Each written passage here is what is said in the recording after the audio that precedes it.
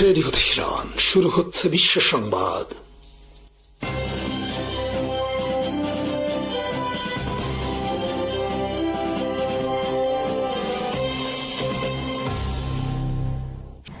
Iran আবারও পারস্য উপসাগর, হরমুজ প্রণালী ও ওমান উপসাগরের ওপর নিজেদের সার্বভৌম অধিকার থাকার কথা স্পষ্টভাবে পুনর্ব্যক্ত করেছে। দেশটির পররাষ্ট্র মন্ত্রণালয়ের মুখপাত্র ইসমাইল বাঘাই সাপ্তাহিক সংবাদ সম্মেলনে অবস্থান তুলে ধরেন। বাঘাই বলেন, এসব অঞ্চলে ইরানের অধিকার ও দায়িত্ব নির্ধারণে বিদ্যমান আইনই যথেষ্ট। একই সঙ্গে হরমুজ প্রণালী ও সংশ্লিষ্ট সামুদ্রিক অধিকার নিয়ে পার্লামেন্টে যেসব আইন প্রণয়নের উদ্যোগ নেওয়া হয়েছে সে বিষয়ে পররাষ্ট্র মন্ত্রণালয় আইন প্রণেতাদের সঙ্গে প্রয়োজনীয় সহযোগিতা অব্যাহত রাখবে। তিনি বলেন, পররাষ্ট্র মন্ত্রণালয় সবসময় বিদ্যমান আইন এবং মাঠ পর্যায়ের বাস্তব পরিস্থিতি উভয় বিষয়কেই বিবেচনায় নিয়েছে। বাঘাই আরও উল্লেখ করেন, সংবিধান অনুযায়ী পার্লামেন্টের অবস্থান স্পষ্ট ও সুস্পষ্ট। তাই আইন প্রণয়নের পুরো প্রক্রিয়ায় প্রয়োজন অনুযায়ী পার্লামেন্টের সঙ্গে সহযোগিতা করাকে পররাষ্ট্র মন্ত্রণালয় নিজেদের দায়িত্ব বলে মনে করে। ইরানের এই বক্তব্য এমন এক সময় এলো যখন হরমুজ প্রণালীকে ঘিরে তেহরান ও যুক্তরাষ্ট্রের মধ্যে উত্তেজনা তীব্র। বিশ্বের অন্যতম গুরুত্বপূর্ণ জ্বালানি পরিবহন পথ হিসেবে পরিচিত এই প্রণালী দিয়ে বিপুল পরিমাণ তেল ও গ্যাস আন্তর্জাতিক বাজারে পরিবাহিত হয়। ফলে এর নিয়ন্ত্রণ, নিরাপত্তা এবং জাহাজ চলাচল নিয়ে যে কোনো সিদ্ধান্ত সরাসরি প্রভাব পড়তে পারে বৈশ্বিক জ্বালানি বাজারে। বাঘাই জানান, সংশ্লিষ্ট বিল নিয়ে পররাষ্ট্র মন্ত্রণালয় ইতোমধ্যে নিজেদের বিশেষজ্ঞ মতামত দিয়েছে। আইন প্রণেতারা চাইলে ভবিষ্যতে তারা প্রয়োজনীয় পরামর্শ ও মতামত প্রদান করবেন। তেহরানের বক্তব্য থেকে স্পষ্ট, হরমুজ প্রণালীকে শুধু সামরিক বা কৌশলগত বিষয় হিসেবে নয়, বরং নিজেদের সার্বভৌম অধিকার ও জাতীয় আইনের অংশ হিসেবেও দেখছে ইরান। ফলে ভবিষ্যতে প্রণালীটির নিয়ন্ত্রণ ও জাহাজ চলাচল নিয়ে যে কোনো আন্তর্জাতিক আলোচনায় ইরানের এই অবস্থান গুরুত্বপূর্ণ হয়ে উঠতে পারে। ইরানি পররাষ্ট্র মন্ত্রণালয়ের মুখপাত্র ইসমাইল বাঘাই কাতারের কাছে নিখোঁজ 2 ইরানি পাইলটের ভাগ্য সম্পর্কে স্পষ্ট ব্যাখ্যা চেয়েছেন। আজ সাপ্তাহিক সংবাদ সম্মেলনে তিনি জানান, গত 2 মার্চ কাতার একটি মার্কিন সামরিক ঘাঁটিতে হামলার পর ওই 2 ইরানি পাইলট নিখোঁজ হন এবং তাদের জীবিত অবস্থায় আটক করা হয়েছে বলে তেহরানের কাছে তথ্য রয়েছে। তবে তাদের বর্তমান অবস্থান ও পরিস্থিতি সম্পর্কে কাতারের কাছ থেকে পরিষ্কার তথ্য প্রয়োজন বলে মন্তব্য করেন বাঘাই। এদিকে ইরান যুক্তরাষ্ট্রের ইসলামাবাদ সমঝোতা স্মারক বা MOU নিয়েও গুরুত্বপূর্ণ বক্তব্য দিয়েছেন ইরানি এই মুখপাত্র। তিনি বলেন, চুক্তিতে 60 দিনের কোনো নির্দিষ্ট সময়সীমা নেই, বরং ওই সময়সীমা ছিল নিষেধাজ্ঞা প্রত্যাহার এবং ইরানের পারমাণবিক কর্মসূচি নিয়ে আলোচনার জন্য নির্ধারিত সময়। ফলে 60 দিনের সময়সীমা শেষ হওয়াকে কেন্দ্র করে ইরানের ওপর কোনো চাপ প্রয়োগের সুযোগ নেই বলে ইঙ্গিত দেন তিনি। হরমুজ প্রণালী নিয়েও ইরান ও ওমানের মধ্যে সমন্বয়ের কথা তুলে ধরেছেন বাঘাই। তিনি বলেন, 2 দেশ প্রণালীটিতে নিরাপদ ও নির্বিঘ্ন নৌ চলাচল নিশ্চিত করতে একটি কার্যকর ব্যবস্থা বা মেকানিজম তৈরি করতে একসঙ্গে কাজ করছে। তেহরান মনে করে আঞ্চলিক দেশগুলোর সহযোগিতার মাধ্যমেই হরমুজের নৌ চলাচল পরিস্থিতি নিয়ন্ত্রণ করা সম্ভব। একই সঙ্গে বাঘাই স্পষ্ট করে বলেন, যুক্তরাষ্ট্রের সর্বোচ্চ চাপ প্রয়োগের নীতি এবং নতুন করে নিষেধাজ্ঞা আরোপ কোনোভাবেই ইরানকে তার নীতি পরিবর্তনে বাধ্য করতে পারবে না। তেহরান অর্থনৈতিক ও রাজনৈতিক চাপ মোকাবেলা করে নিজস্ব স্বার্থ ও আঞ্চলিক অবস্থান ধরে রাখবে বলেও জানান তিনি। গাজা উপত্যকায় ইসরায়েলি বাহিনীর হত্যাকাণ্ড নিয়ে গুরুতর অভিযোগ তুলেছেন ইরানের উপপররাষ্ট্রমন্ত্রী কাজেম গারিবাবাদি। তিনি বলেছেন, ইসরায়েলের জাতীয় নিরাপত্তা মন্ত্রী ইতামার বেন গাভির গাজায় প্রতিরাতে 30 থেকে 40 জন ফিলিস্তিনিকে হত্যার জন্য একটি কোটা নির্ধারণের কথা বলেছেন। গারিবাবাদি মনে করেন, বেন গাভিরের এই বক্তব্য ভবিষ্যতে যুদ্ধাপরাধ ও মানবতা বিরোধী অপরাধের বিচারের ক্ষেত্রে গুরুত্বপূর্ণ প্রমাণ হিসেবে সংরক্ষণ করা উচিত। আজ নিজের এক্স অ্যাকাউন্টে দেওয়া এক পোস্টে গারিবাবাদি বেন গাভিরের মন্তব্যের তীব্র নিন্দা জানান। তিনি বলেন, ইসরায়েলি মন্ত্রী একই সঙ্গে গাজা থেকে ফিলিস্তিনিদের বিতাড়ন এবং সেখানে ইসরায়েলি বসতি সম্প্রসারণের কথা বলেছেন। গারিবাবাদির ভাষায়, এসব বক্তব্য অত্যন্ত উদ্বেগজনক এবং আন্তর্জাতিক সম্প্রদায়ের জন্য গভীরভাবে বিবেচনার বিষয়। ইরানের এই কর্মকর্তা আরও বলেন, বেন গাভিরের বক্তব্যকে এমন স্বীকারোক্তি হিসেবে নথিবদ্ধ করা প্রয়োজন যা ভবিষ্যতে সংশ্লিষ্ট ব্যক্তিদের বিরুদ্ধে আইনি পদক্ষেপ ও বিচার প্রক্রিয়ায় ব্যবহার করা যেতে পারে। তার মতে, গাজায় সংগঠিত অপরাধের জন্য যারা দায়ী তাদের একদিন বিচারের মুখোমুখি হতে হবে এবং সেই সময় এসব বক্তব্য গুরুত্বপূর্ণ দলিল হিসেবে বিবেচিত হবে। এর আগে শনিবার ইতামার বেন গাভির প্রকাশ্যে বলেন, গাজায় ইসরায়েলি বাহিনীর প্রতি রাতে ৩০ থেকে ৪০ জন মানুষকে হত্যা করা উচিত। তার এই মন্তব্য আন্তর্জাতিক অঙ্গনে নতুন করে সমালোচনা সৃষ্টি করেছে। গারিবাবাদের বক্তব্য এমন এক সময় এসেছে যখন গাজায় বেসামরিক মানুষের প্রাণহানি, জোরপূর্বক বাস্তুচ্যুতি এবং বসতি সম্প্রসারণের অভিযোগ নিয়ে আন্তর্জাতিক মহলে ব্যাপক উদ্বেগ রয়েছে। ইরান বলছে এসব বক্তব্য ও কর্মকাণ্ড ভবিষ্যতের আন্তর্জাতিক বিচার প্রক্রিয়ায় যথাযথভাবে নথিভুক্ত করা জরুরি। ইরাক সীমান্ত সংলগ্ন পশ্চিম কারণ অঞ্চলের আজাদেগান তেল ক্ষেত্র এখন ইরানের প্রকৌশল, প্রযুক্তি, অর্থায়ন ও ব্যবস্থাপনার সক্ষমতার বড় পরীক্ষা। বিশ্বের অন্যতম বৃহৎ তেল সম্পদ সমৃদ্ধ এই ক্ষেত্রটি দীর্ঘদিন বিদেশি চাপ, নিষেধাজ্ঞা, অভ্যন্তরীণ সীমাবদ্ধতার কারণে পূর্ণাঙ্গভাবে উন্নয়ন করতে পারেনি। বর্তমানে সমন্বিত উন্নয়ন পরিকল্পনার লক্ষ্য দৈনিক প্রায় 2,05,000 ব্যারেল উৎপাদন থেকে তা 5,50,000 ব্যারেলে উন্নত করা। আজাদেগানের উন্নয়নে একসময় জাপানের ইনপেক্স গুরুত্বপূর্ণ ভূমিকা নেওয়ার পরিকল্পনা করেছিল। 2004 সালে প্রতিষ্ঠানটি উন্নয়ন চুক্তিতে যুক্ত হলেও মার্কিন নিষেধাজ্ঞাজনিত ঝুঁকির কারণে ধীরে ধীরে সরে যায়। পরে চীনা কোম্পানিগুলো প্রকল্পের বিভিন্ন অংশে যুক্ত হয়, কিন্তু নানা জটিলতায় শেষ পর্যন্ত ইরানি প্রতিষ্ঠানগুলো ভূমিকা বাড়তে থাকে। বর্তমানে ন্যাশনাল ইরানিয়ান অয়েল কোম্পানি ও দেশীয় ঠিকাদাররা প্রকল্পের গুরুত্বপূর্ণ দায়িত্ব পালন করছে। ডাউনহোল পাম্প, ওয়েলহেড সরঞ্জাম, ড্রিলিং উপকরণ ও উৎপাদন ব্যবস্থার মতো ক্ষেত্রে স্থানীয় প্রযুক্তি উৎপাদন সক্ষমতা বাড়িয়েছে ইরান। ফলে নিষেধাজ্ঞা একদিকে প্রকল্পের ব্যয় ও জটিলতা বাড়ালেও অন্যদিকে দেশীয় শিল্প সক্ষমতা গড়ে তোলার প্রক্রিয়াকে ত্বরান্বিত করছে। প্রকল্পটির আরেকটি গুরুত্বপূর্ণ দিক হল অর্থায়ন। প্রায় $10 বিলিয়ন এই প্রকল্পে আন্তর্জাতিক অর্থায়নের সুযোগ সীমিত হয় ন্যাশনাল ডেভেলপমেন্ট ফান্ড ও ইরানি ব্যাংকগুলোর মাধ্যমে অভ্যন্তরীণ অর্থ সংগ্রহের ওপর গুরুত্ব দেওয়া হয়েছে। আজাদেগান ইরানের মজনুন তেল ক্ষেত্রের সঙ্গে একই ভূগর্ভস্থ সম্পদের অংশীদার হওয়ায় এর কৌশলগত গুরুত্ব আরও বেশি। দ্রুত ও দক্ষভাবে উৎপাদন বাড়ানো ইরানের জন্য অর্থনৈতিক স্বার্থের পাশাপাশি আঞ্চলিক জ্বালানি নিরাপত্তার বিষয়ও। 5,50,000 ব্যারেল দৈনিক উৎপাদনের লক্ষ্য অর্জনে আধুনিক ড্রিলিং, কৃত্রিম উত্তোলন ব্যবস্থা, বৈদ্যুতিক সাবমার্সিবল পাম্প ও উন্নত রিজার্ভার ব্যবস্থাপনা অপরিহার্য। সফল হলে আজাদেগান বিদেশি নির্ভরতা কমিয়ে দেশীয় প্রযুক্তি, অর্থায়ন ও প্রকৌশলের সমন্বয়ে ইরানের তেল শিল্পে নতুন মডেল তৈরি করতে পারে। ইউক্রেন রাশিয়ার বিভিন্ন অঞ্চলে ব্যাপক ও প্রাণঘাতী ড্রোন হামলা চালিয়েছে। রাশিয়ার প্রতিরক্ষা মন্ত্রণালয় জানিয়েছে দেশটির আকাশ প্রতিরক্ষা ব্যবস্থা এক রাতের অভিযানে ইউক্রেনের 822টি ড্রোন শনাক্ত, প্রতিহত, ধ্বংস করেছে। হামলায় রাশিয়ার বিভিন্ন স্থানে হতাহতের খবর পাওয়া গেছে। দক্ষিণাঞ্চলীয় রোস্তভ অঞ্চলের গভর্নর ইউরি স্লিউসার জানান, একটি আবাসিক এলাকায় ড্রোন হামলায় 5 জন নিহত হয়েছেন। বেলগোরদ অঞ্চলে একজনের মৃত্যুর খবর পাওয়া গেছে। মস্কো অঞ্চলের গভর্নর আন্দ্রেই ভোরেবিয়ভ জানান, সেখানে রুশ বাহিনী ও ইলেকট্রনিক ওয়ারফেয়ার ইউনিট 167টি ড্রোন ধ্বংস বা নিষ্ক্রিয় করেছে। হামলার সময় রুশ অনলাইন খুচরা বিক্রেতা ওয়াল্ট বেরিজের একটি গুদামেও আঘাত হানে ড্রোন। ওই ঘটনায় কেউ আহত না হলেও মস্কো অঞ্চলের অন্য একটি হামলায় 83 বছর বয়সী এক ব্যক্তি নিহত হন। মস্কোর মেয়র সের্গেই সোবিয়ানিন দাবি করেছেন, ইউক্রেন থেকে ছোড়া প্রায় 600 ড্রোনের লক্ষ্য ছিল মস্কো। ইউক্রেনের হামলার জবাবে রাশিয়া কিয়েভে ক্ষেপণাস্ত্র, ড্রোন দিয়ে পাল্টা হামলা চালায়। ইউক্রেনের প্রেসিডেন্ট ভলোদিমির জেলেনস্কি দাবি করেছেন, এসব হামলায় 6 জন আহত হয়েছেন। তার ভাষ্য অনুযায়ী গত এক সপ্তাহে রাশিয়া ইউক্রেনের উপর 1,500টিরও বেশি ড্রোন, প্রায় 1,560টি গাইডেড বোমা এবং 62টি ক্ষেপণাস্ত্র নিক্ষেপ করেছে। জেলেনস্কি বলেছেন, রাশিয়ার উপর ইউক্রেনের তীব্রতর হামলার লক্ষ্য মস্কোকে চাপ দিয়ে কিয়েভের শর্তে শান্তি আলোচনায় বসানো। তবে মস্কো এসব হামলাকে সন্ত্রাসী হামলা হিসেবে আখ্যায়িত করে বলেছে, এতে বহু রুশ বেসামরিক মানুষ প্রাণ হারিয়েছেন। তুরস্ক, সৌদি আরব ও পাকিস্তানের মধ্যে স্বাক্ষরিত মক্কা জয়েন্ট ডিফেন্স এগ্রিমেন্ট মধ্যপ্রাচ্য ও মুসলিম বিশ্বের নিরাপত্তা রাজনীতিতে একটি গুরুত্বপূর্ণ নতুন সমীকরণের ইঙ্গিত দিচ্ছে। গত 7 আগস্ট স্বাক্ষরিত এই প্রতিরক্ষা চুক্তির আওতায় 3 দেশ শুধু রাজনৈতিক ও সামরিক সহযোগিতা বাড়াবে না, বরং প্রতিরক্ষা শিল্প, প্রযুক্তি, যৌথ সামরিক মহড়া এবং অস্ত্র উৎপাদনেও ঘনিষ্ঠভাবে কাজ করার পরিকল্পনা করছে। তুরস্কের প্রতিরক্ষা মন্ত্রণালয় বৃহস্পতিবার জানিয়েছে, চুক্তির বাস্তবায়নের জন্য 3 দেশের প্রতিরক্ষা মন্ত্রী, পররাষ্ট্রমন্ত্রী এবং সামরিক বাহিনীর প্রধানদের সমন্বয়ে বিভিন্ন রাজনৈতিক ও সামরিক কাঠামো গড়ে তোলা হবে। ফলে এটি কেবল একটি প্রতীকী প্রতিরক্ষা চুক্তি নয়, বরং দীর্ঘমেয়াদী প্রাতিষ্ঠানিক সামরিক সহযোগিতার ভিত্তি তৈরির উদ্যোগ হিসেবে দেখা হচ্ছে। চুক্তির সবচেয়ে বড় গুরুত্বপূর্ণ দিক হল এর যৌথ প্রতিরক্ষা ধারা। 3 দেশ ঘোষণা করেছে তাদের যে কোনো একটি দেশের উপর সশস্ত্র হামলাকে 3 দেশের সবার উপর হামলা বলে বিবেচনা করা হবে। এই নীতিটি অনেকাংশে ন্যাটোর আর্টিকেল 5 এর সঙ্গে তুলনীয়, অর্থাৎ কোনো সদস্য রাষ্ট্র সামরিক আক্রমণের শিকার হলে অন্য 2 দেশ রাজনৈতিক, সামরিক বা কৌশলগত সহায়তা দেওয়ার অবস্থানে থাকবে।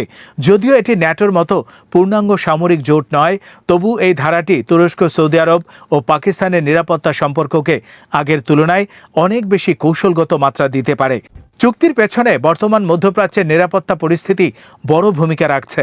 ইরান যুক্তরাষ্ট্র সংঘাত এবং এর ফলে উপসাগরীয় অঞ্চলে তৈরি হওয়া উত্তেজনা সৌদি আরব সহ উপসাগরীয় দেশগুলোর নিরাপত্তা উদ্বেগ বাড়িয়ে দিয়েছে। ইরানের ক্ষেপণাস্ত্র হামলার ঝুঁকি, উপসাগরীয় অঞ্চলে সামুদ্রিক নিরাপত্তা সংকট এবং গুরুত্বপূর্ণ জ্বালানি অবকাঠামোর উপর সম্ভাব্য হামলা সৌদি আরবকে নতুন নিরাপত্তা কাঠামো নিয়ে ভাবতে বাধ্য করছে। এই বাস্তবতায় তুরস্ক ও পাকিস্তানের সঙ্গে প্রতিরক্ষা সহযোগিতা রিয়াদের জন্য একটি অতিরিক্ত কৌশলগত নিরাপত্তা স্তর তৈরি করতে পারে। তুরস্কের জন্য এই চুক্তির গুরুত্ব কম নয়। আঙ্কারা দীর্ঘদিন ধরেই নিজস্ব প্রতিরক্ষা শিল্পকে মধ্যপ্রাচ্য ও মুসলিম বিশ্বের নিরাপত্তা কাঠামোর একটি গুরুত্বপূর্ণ অংশ হিসেবে প্রতিষ্ঠা করার চেষ্টা করছে। তুরস্কের ড্রোন, সাঁজোয়াজান, ক্ষেপণাস্ত্র, রাডার, নৌযান এবং অন্যান্য প্রতিরক্ষা প্রযুক্তি ইতোমধ্যেই আন্তর্জাতিক বাজারে পরিচিতি পেয়েছে। সৌদি আরবের বিপুল প্রতিরক্ষা বাজেট এবং পাকিস্তানের সামরিক উৎপাদন ও প্রকৌশল সক্ষমতার সঙ্গে তুরস্কের প্রযুক্তিগত সক্ষমতা যুক্ত হলে 3 দেশের মধ্যে একটি শক্তিশালী প্রতিরক্ষা শিল্প সহযোগিতা গড়ে উঠতে পারে। চুক্তির আওতায় যৌথ উৎপাদন ও প্রযুক্তি বিনিময়ের সম্ভাবনাও বিশেষভাবে গুরুত্বপূর্ণ। এর অর্থ ভবিষ্যতে 3 দেশ শুধু অস্ত্র কেনাবেচার সম্পর্কের মধ্যে সীমাবদ্ধ থাকবে না, বরং যৌথভাবে সামরিক প্রযুক্তি তৈরি, গবেষণা এবং উৎপাদন করতে পারবে। এতে সৌদি আরব তার স্থানীয় প্রতিরক্ষা শিল্পের সক্ষমতা বাড়াতে পারবে, পাকিস্তান নতুন প্রযুক্তি ও বাজার পেতে পারে এবং তুরস্ক তার প্রতিরক্ষা পণ্যের জন্য আরও বড় বাজার ও উৎপাদন অংশীদার পেতে পারে। বিশেষ করে ড্রোন, ইলেকট্রনিক যুদ্ধ ব্যবস্থা, আকাশ প্রতিরক্ষা, ক্ষেপণাস্ত্র প্রযুক্তি এবং নৌ প্রতিরক্ষা ক্ষেত্রে সহযোগিতার সুযোগ তৈরি হতে পারে। যৌথ সামরিক মহড়ার পরিকল্পনাও এই চুক্তির বাস্তব সামরিক গুরুত্ব বাড়াবে। নিয়মিত মহড়ার মাধ্যমে 3 দেশের সেনা, নৌ ও বিমান বাহিনীর মধ্যে সমন্বয় বাড়তে পারে। একই সঙ্গে যুদ্ধকালীন যোগাযোগ, গোয়েন্দা তথ্য বিনিময়, কমান্ড ও কন্ট্রোল এবং দ্রুত প্রতিক্রিয়া সক্ষমতা উন্নত হতে পারে। তবে এসব সহযোগিতা বাস্তবে কতটা গভীর হবে তা নির্ভর করবে 3 দেশের রাজনৈতিক সিদ্ধান্ত এবং পারস্পরিক সামরিক আস্থার উপর। পাকিস্তানের দৃষ্টিকোণ থেকেও চুক্তিটি তাৎপর্যপূর্ণ।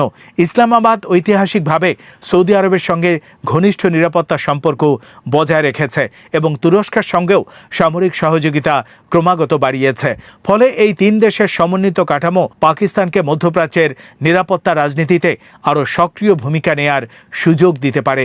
একই সঙ্গে পাকিস্তানের প্রতিরক্ষা শিল্পের জন্য সৌদি বাজার এবং তুরস্কের প্রযুক্তিগত অংশীদারিত্ব নতুন সম্ভাবনা তৈরি করতে পারে। তবে এই চুক্তিকে সরাসরি কোনো নির্দিষ্ট দেশের বিরুদ্ধে গঠিত সামরিক জোট হিসেবে দেখলে বিষয়টি অতিরঞ্জিত হতে পারে। 3 দেশই যুক্তরাষ্ট্রের সঙ্গে বিভিন্ন মাত্রায় কৌশলগত সম্পর্ক বজায় রাখে। ফলে তাদের লক্ষ্য একদিকে নিজেদের নিরাপত্তা সক্ষমতা বাড়ানো, অন্যদিকে আঞ্চলিক অস্থিতিশীলতার সময়ে কৌশলগত স্বাধীনতা বৃদ্ধি করা। বিশেষ করে সৌদি আরব এমন একটি নিরাপত্তা কাঠামো চাইতে পারে যেখানে যুক্তরাষ্ট্রের উপর নির্ভরতা বজায় রেখেও আঞ্চলিক পর্যায়ে বিকল্প প্রতিরক্ষা সক্ষমতা তৈরি করা যায়। সবচেয়ে বড় প্রশ্ন হল চুক্তির যৌথ প্রতিরক্ষা ধারা বাস্তবে কিভাবে প্রয়োগ করা হবে। কোনো সদস্য দেশের উপর হামলা হলে অন্য 2 দেশ সরাসরি সামরিক হস্তক্ষেপ করবে নাকি রাজনৈতিক, গোয়েন্দা ও সামরিক সহায়তার মধ্যে সীমাবদ্ধ থাকবে তা এখনও পরিষ্কার নয়। এছাড়া 3 দেশের ভিন্ন ভিন্ন জাতীয় স্বার্থ এবং আঞ্চলিক অগ্রাধিকারের কারণে ভবিষ্যতে সিদ্ধান্ত গ্রহণের ক্ষেত্রে মতপার্থক্য দেখা দিতে পারে। তারপরও মক্কা প্রতিরক্ষা চুক্তি মধ্যপ্রাচ্যের নিরাপত্তা স্থাপত্যে একটি উল্লেখযোগ্য পরিবর্তনের সম্ভাবনা তৈরি করেছে। তুরস্কের সামরিক প্রযুক্তি, পাকিস্তানের সামরিক সক্ষমতা এবং সৌদি আরবের অর্থনৈতিক শক্তি যদি একটি সমন্বিত কাঠামোর অধীনে কার্যকরভাবে যুক্ত হয়, তাহলে 3 দেশ মিলে মুসলিম বিশ্বের অন্যতম গুরুত্বপূর্ণ প্রতিরক্ষা অংশীদারিত্ব গড়ে তুলতে পারে। বিশেষ করে ইরান যুক্তরাষ্ট্র উত্তেজনা, উপসাগরীয় নিরাপত্তা সংকট এবং আঞ্চলিক শক্তির প্রতিদ্বন্দ্বিতার সময় এই উদ্যোগের কৌশলগত গুরুত্ব আরও বাড়তে পারে। ফলে মক্কা চুক্তি শুধু তিন দেশের পারস্পরিক প্রতিরক্ষা সহযোগিতার দলিল নয়, এটি পরিবর্তিত মধ্যপ্রাচ্যের নতুন এক বহুপাক্ষিক নিরাপত্তা কাঠামোর সম্ভাব্য সূচনা। হরমুজ প্রণালী নিয়ে ইরান ও যুক্তরাষ্ট্রের মধ্যে উত্তেজনা আরও তীব্র হয়েছে। কৌশলগতভাবে গুরুত্বপূর্ণ এই জলপথের নিয়ন্ত্রণ নিয়ে দুই দেশই পরস্পর বিরোধী দাবি করছে। বুধবার মার্কিন প্রেসিডেন্ট ডোনাল্ড ট্রাম্প দাবি করেন হরমুজ প্রণালীর উপর যুক্তরাষ্ট্রের সম্পূর্ণ নিয়ন্ত্রণ রয়েছে এবং ওয়াশিংটন তা ধরে রাখবে। তবে এর একদিন পরে ইরানের প্রভাবশালী নিরাপত্তা কর্মকর্তা হোসেন তাইয়েব সেই দাবি প্রত্যাখ্যান করে বলেছেন, হরমুজ এখনও ইসলামী প্রজাতন্ত্র ইরানের ব্যবস্থাপনা ও নিয়ন্ত্রণে রয়েছে। রাষ্ট্রীয় টেলিভিশনে দেয়া বক্তব্যে আধা সামরিক বাসিস বাহিনীর প্রধান হোসেন তায়েব বলেন, আজ আপনারা দেখছেন হরমুজ প্রণালী ইসলামী প্রজাতন্ত্রের ব্যবস্থাপনা এবং নিয়ন্ত্রণে রয়েছে। আমাদের দেশ সম্পূর্ণ নিরাপত্তার সঙ্গে তার পথ এগিয়ে নিচ্ছে।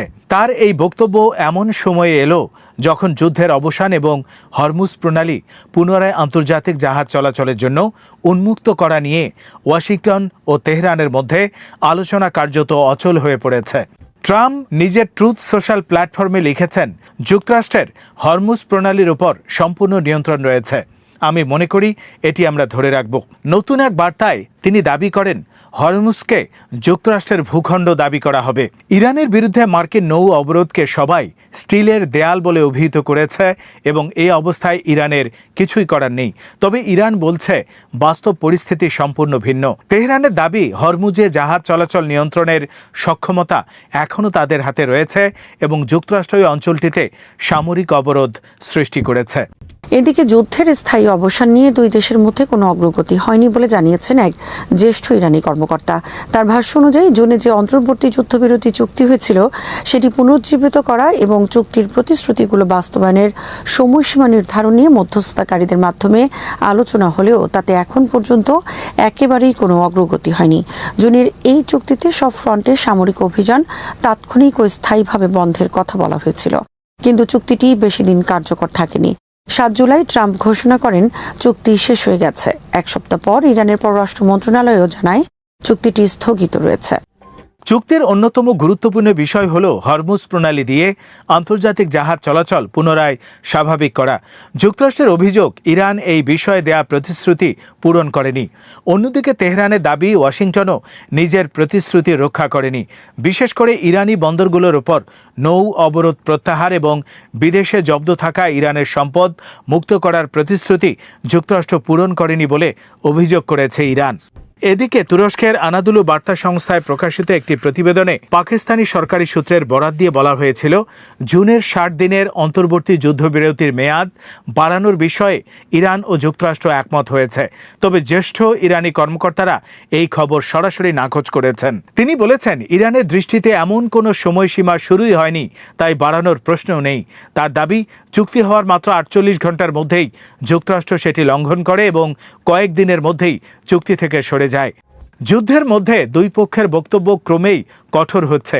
ইরানের শীর্ষ নিরাপত্তা কর্মকর্তা মোহসেন রেজাই বলেন, যুক্তরাষ্ট্র যুদ্ধ শেষ করার বিষয়ে ইরানের শর্ত মেনে না নেওয়া পর্যন্ত হরমুজ প্রণালী বন্ধ থাকবে। এর আগে ট্রাম্প দাবি করেন, গত 50 বছরের যুদ্ধ, হামলা ও বিক্ষোভে নিহত মানুষের জন্য ইরানকে ক্ষতিপূরণ দিতে হবে। ফলে সমঝোতার সম্ভাবনার পাশাপাশি নতুন করে সংঘাত বাড়ার শঙ্কাও তৈরি হয়েছে।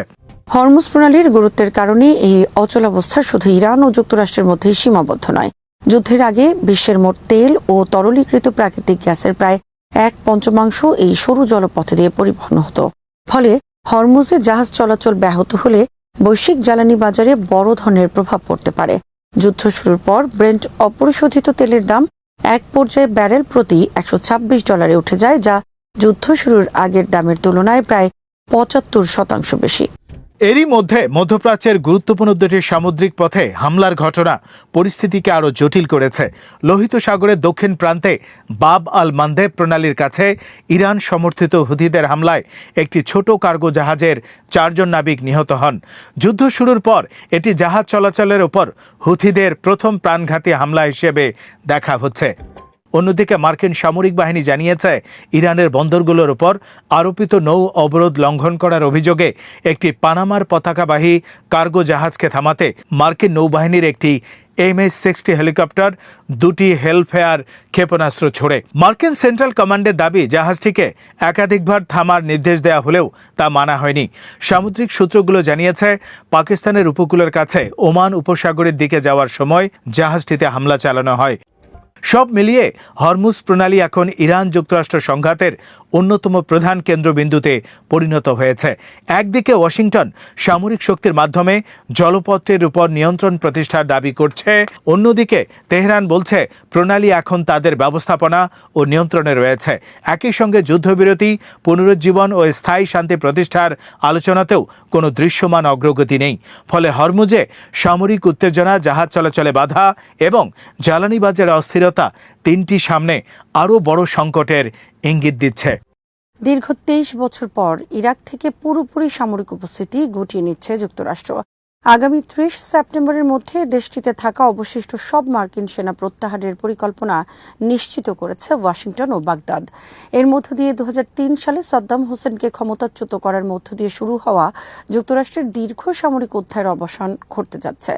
ইরাকের প্রধানমন্ত্রী আলী আল জায়েদের কার্যালয় জানিয়েছে 30 সেপ্টেম্বর হবে ইসলামিক স্টেট বা IS বিরোধী মার্কিন নেতৃত্বাধীন আন্তর্জাতিক জোটের সামরিক মিশন শেষ করার এবং অবশিষ্ট বিদেশি বাহিনী প্রত্যাহারের চূড়ান্ত নির্ধারিত তারিখ। 1 অক্টোবর থেকে ইরাকে কোনো বিদেশি সামরিক উপস্থিতি থাকবে না, এমন লক্ষ্য জানিয়েছে বাগদাদ। মার্কিন কর্মকর্তারাও বলেছেন নির্ধারিত সময়ের মধ্যে সেনা প্রত্যাহার সম্পন্ন করার পথে রয়েছে যুক্তরাষ্ট্র। তবে বর্তমানে ইরাকে ঠিক কতজন মার্কিন সেনা রয়েছে এবং তাদের কতজনকে কোথায় পুনর্বিন্যাস করা হবে সে বিষয়ে বিস্তারিত কিছুই জানানো হয়নি। ইরাকের উত্তরাঞ্চলীয় কুর্দিস্তান অঞ্চলের ইরবিল থেকে ইতিমধ্যে মার্কিন সেনা ও সামরিক সরঞ্জাম সরিয়ে নেয়ার প্রক্রিয়া শুরু হয়েছে। ইরাকে যুক্তরাষ্ট্রের সামরিক উপস্থিতির শুরু 2003 সালে। সাদ্দাম হুসাইনের সরকার উৎখাতের লক্ষ্যে যুক্তরাষ্ট্রের নেতৃত্বে সামরিক অভিযান শুরু হলে ইরাক কার্যত মার্কিন সামরিক হস্তক্ষেপের কেন্দ্রে পরিণত হয়। পরবর্তী বছরগুলোতে বিদ্রোহ দমন, সন্ত্রাস বিরোধী অভিযান এবং ইরাকের নতুন নিরাপত্তা কাঠামো গড়ে তোলার কাজে ব্যাপকভাবে যুক্ত ছিল মার্কিন বাহিনী। 2007 সালে ইরাকে মার্কিন সেনার সংখ্যা এক পর্যায়ে 1,70,000 ছাড়িয়ে যায়। তবে দীর্ঘ যুদ্ধ, ব্যাপক প্রাণহানি ও রাজনৈতিক চাপের পর 2011 সালের ডিসেম্বরে যুক্তরাষ্ট্র তার শেষ যুদ্ধ সেনাদের ইরাক থেকে প্রত্যাহার করে। কিন্তু মার্কিন সেনাদের এই বিদায় স্থায়ী হয়নি। 2014 সালে IS ইরাক ও সিরিয়ার বিস্তীর্ণ অঞ্চল দখল করে নিলে বাগদাদের অনুরোধে যুক্তরাষ্ট্র আবার ইরাকে সেনা পাঠায়। এবার ওয়াশিংটনের ঘোষিত লক্ষ্য ছিল সাদ্দাম সরকার উৎখাত নয়, বরং ISকে পরাজিত করা এবং ইরাকি নিরাপত্তা বাহিনীকে প্রশিক্ষণ ও সহায়তা দেয়া। IS তার দখলে থাকা অধিকাংশ ভূখণ্ড হারানোর পর 2021 সালে জোটের আনুষ্ঠানিক সামরিক অভিযান শেষ হয়। এরপরও ইরাকে প্রায় 2500 মার্কিন সেনা থেকে যায়। তাদের প্রধান দায়িত্ব ছিল ইরাকি বাহিনীকে প্রশিক্ষণ দেয়া এবং IS বিরোধী অভিযানে সহায়তা করা। মার্কিন প্রত্যাহারের প্রধান কারণগুলোর একটি হল IS এর বিরুদ্ধে ইরাকি বাহিনীর সক্ষমতা বৃদ্ধি। ওয়াশিংটনের বক্তব্য অনুযায়ী যুক্তরাষ্ট্র, ইরাক ও জোটভুক্ত দেশগুলো IS এর বিরুদ্ধে উল্লেখযোগ্য সাফল্য অর্জন করেছে। এখন থেকে ইরাকি সেনাবাহিনী, কুর্দিস্তানের পেশমার্গা সহ স্থানীয় নিরাপত্তা বাহিনী সন্ত্রাস বিরোধী অভিযানে প্রধান ভূমিকা পালন করবে। এছাড়া 2024 সালে ওয়াশিংটন ও বাগদাদ ইরাকে মার্কিন নেতৃত্বাধীন IS বিরোধী সামরিক মিশন ধীরে ধীরে শেষ করার বিষয়ে সমঝোতায় পৌঁছেছিল। সেই সিদ্ধান্তের ধারাবাহিকতাতেই এখন চূড়ান্ত প্রত্যাহার বাস্তবায়িত হচ্ছে। তবে এর পেছনে শুধু সামরিক প্রয়োজনীয়তা নয়, ইরাকের সার্বভৌমত্বের প্রশ্ন গুরুত্বপূর্ণ। বাগদাদ দীর্ঘদিন ধরে বিদেশি সেনা উপস্থিতির অবসানকে নিজেদের রাষ্ট্রীয় কর্তৃত্ব পুনঃপ্রতিষ্ঠার অংশ হিসেবে দেখছে। মার্কিন সেনা চলে যাওয়ার পর যুক্তরাষ্ট্র ইরাক সম্পর্ক সামরিক সহযোগিতার পরিবর্তে অর্থনীতি, নিরাপত্তা সহযোগিতা ও পারস্পরিক স্বার্থের উপর বেশি নির্ভর করবে বলে দুই পক্ষ জানিয়েছে। তবে মার্কিন সেনা প্রত্যাহার মানেই ইরাকের সব নিরাপত্তা সমস্যা শেষ হয়ে যাচ্ছে এমনটা নয়, বরং সেনা প্রত্যাহারের পর ইরাকের জন্য সবচেয়ে বড় পরীক্ষা হবে নিজস্ব নিরাপত্তা কাঠামোর উপর উপর পূর্ণ নিয়ন্ত্রণ প্রতিষ্ঠা করা, বিশেষ করে আইএসের অবশিষ্ট নেটওয়ার্ক এখনও ইরাকের জন্য হুমকি। সংগঠনটি আগের মতো বিশাল ভূখণ্ড নিয়ন্ত্রণ না করলেও বিচ্ছিন্ন হামলা ও গেরিলা তৎপরতার সক্ষমতা ধরে রেখেছে। মার্কিন গোয়েন্দা সহায়তা, প্রশিক্ষণ ও প্রযুক্তিগত সহায়তা কমে গেলে ইরাকি বাহিনীকে আরও বেশি দায়িত্ব নিতে হবে। এর পাশাপাশি রয়েছে দেশের বিভিন্ন সশস্ত্র গোষ্ঠীর প্রশ্ন। ইরাকের প্রধানমন্ত্রী বিদেশি সেনা চলে যাওয়ার পর রাষ্ট্রের বাইরে থাকা সশস্ত্র গোষ্ঠীগুলোর অস্ত্র নিয়ন্ত্রণে আনার জন্য 30শে সেপ্টেম্বরের সময়সীমার কথা বলেছেন। কিন্তু ইরানের ঘনিষ্ঠ কয়েকটি শক্তিশালী মিলিশিয়া গোষ্ঠী অস্ত্র সমর্পণে আগ্রহী নয়। ফলে বিদেশি বাহিনী প্রত্যাহারের পর রাষ্ট্রীয় কর্তৃত্ব কতটা শক্তিশালী করা যাবে সেটি বড় প্রশ্ন। 30 সেপ্টেম্বর তাই শুধু একটি সেনা প্রত্যাহারের তারিখ নয়, এটি ইরাক যুদ্ধের দীর্ঘ ইতিহাসে একটি প্রতীকী মুহূর্ত। 2003 সালে যে সামরিক অভিযান সাদ্দাম হোসেনের পতন ঘটিয়েছিল, 23 বছর পর সেই সামরিক উপস্থিতির শেষ অবশিষ্ট অংশ এখন বিদায় নিতে যাচ্ছে। ইরাকের জন্য এটি একদিকে সার্বভৌমত্ব প্রতিষ্ঠার বড় সুযোগ, অন্যদিকে নিরাপত্তা সক্ষমতার কঠিন পরীক্ষা। যুক্তরাষ্ট্রের জন্য এটি মধ্যপ্রাচ্যের সামরিক সম্পদ ও কৌশল নতুনভাবে সাজানোর অংশ। শেষ পর্যন্ত এই প্রত্যাহারের সাফল্য নির্ভর করবে একটি বিষয়ের উপর: মার্কিন সেনা চলে যাওয়ার পর ইরাক নিজেই কতটা কার্যকরভাবে নিজের ভূখণ্ড, নিরাপত্তা ও রাজনৈতিক প্রতিষ্ঠান নিয়ন্ত্রণ করতে পারে। 23 বছরের মার্কিন সামরিক উপস্থিতির সমাপ্তি তাই ইরাকের জন্য কোনো চূড়ান্ত সমাপ্তি নয়, বরং শুরু হতে যাচ্ছে এক নতুন রাজনৈতিক ও নিরাপত্তা অধ্যায়। মার্কিন সেনা চলে যাওয়ার ফলে ইরাকে ইরানের প্রভাব বাড়তে পারে এমন শঙ্কাও রয়েছে, কারণ ইরাকের রাজনীতি ও নিরাপত্তা ব্যবস্থায় ইরানপন্থী রাজনৈতিক ও সামরিক গোষ্ঠীগুলোর দীর্ঘদিনের প্রভাব রয়েছে। তবে মার্কিন প্রত্যাহারকে সরাসরি ইরানের বিজয় হিসেবেও দেখা ঠিক হবে না। বাগদাদ একই সঙ্গে যুক্তরাষ্ট্রের সঙ্গে অর্থনৈতিক ও নিরাপত্তা সম্পর্ক বজায় রাখার কথা বলছে। অর্থাৎ ইরাক সম্ভবত ওয়াশিংটন ও তেহরানের মধ্যকার প্রতিদ্বন্দ্বিতার মধ্যে নিজের কৌশলগত স্বাধীনতা বাড়ানোর চেষ্টা করবে। সবচেয়ে গুরুত্বপূর্ণ বিষয় হল, যুক্তরাষ্ট্র ইরাক থেকে সেনা সরিয়ে নিলেও মধ্যপ্রাচ্য থেকে নিজেদের প্রভাব পুরোপুরি প্রত্যাহার করছে না। সামরিক উপস্থিতির পরিবর্তে কূটনৈতিক, অর্থনৈতিক, নিরাপত্তা অংশীদারিত্বের দিকে সম্পর্ক সরিয়ে নেওয়ার সম্ভাবনাই বেশি। শ্রোতা বন্ধুরা, বিশ্ব সংবাদে এই ছিল আমাদের সর্বশেষ আয়োজন। সঙ্গে থাকার জন্য আপনাদের সবাইকে অসংখ্য ধন্যবাদ।